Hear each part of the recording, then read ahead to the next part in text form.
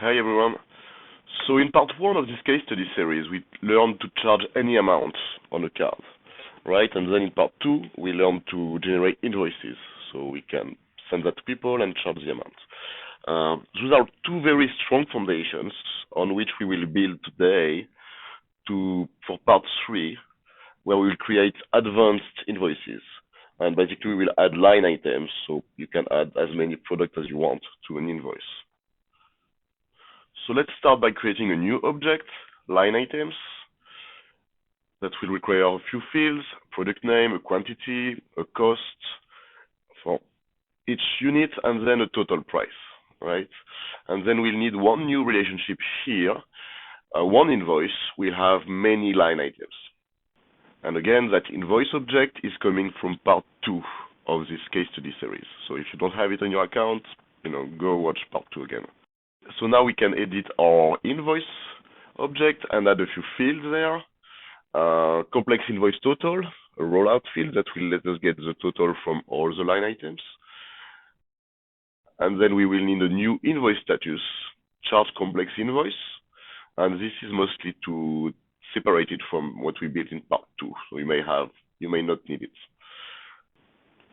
And then we will need our charge hook payloads, which is basically what we will send to charge the card, like all the products, all the costs coming from each single line items. We'll have to store that inside the invoice so we can charge the invoice and not every line item individually.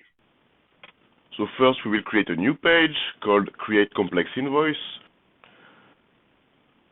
So on this page, we'll be creating an invoice for specific email, which you will get from another page, which we'll create later. Then I'll add a dynamic block to display the current line items and the total of those line items, if any line item is there.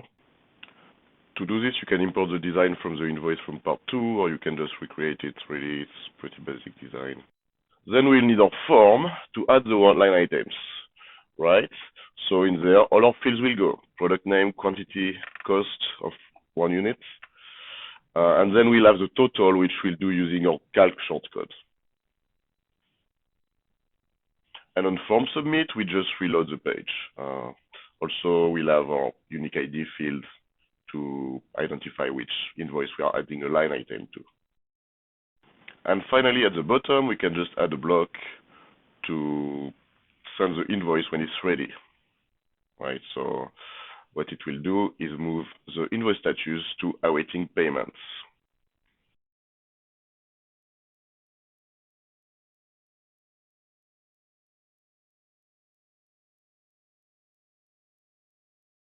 So now again, we need a new page, and we are just going to clone the same invoice management page, except this time, instead of adding our line items, we will be adding form to create complex invoices.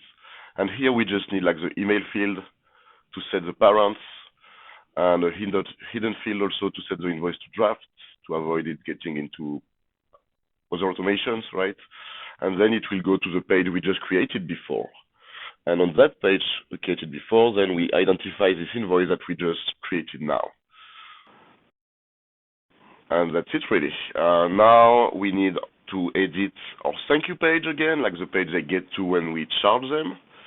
Or we will need to edit the charge complex invoice status to display the blocks instead of using the normal invoice status we had before.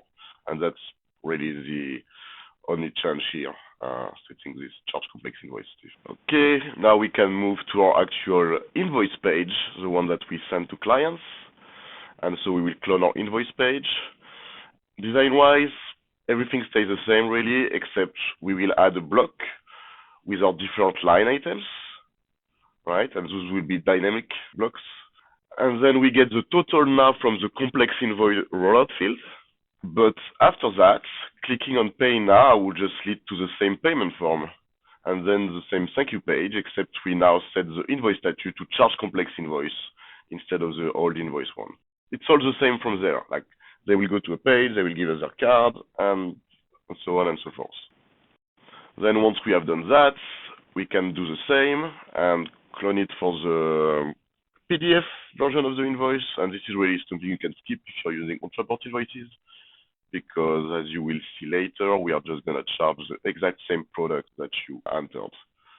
So the two invoices would actually be exactly the same, the PDF or the Ontraport invoice in this case. But you'll understand why in future parts of this case study is why I wanted to make a PDF. Alright, now all we need are automations. So I will have a new line item automation first, manage line items. And what it will do is when a line item is created, it will just change the invoice template complex invoice. Then same for the PDF with the complex PDF, just a personal preference. But now this is really the most important part. Every time we have a new line item, we will update the charge hook payload inside the invoice object, the related parents.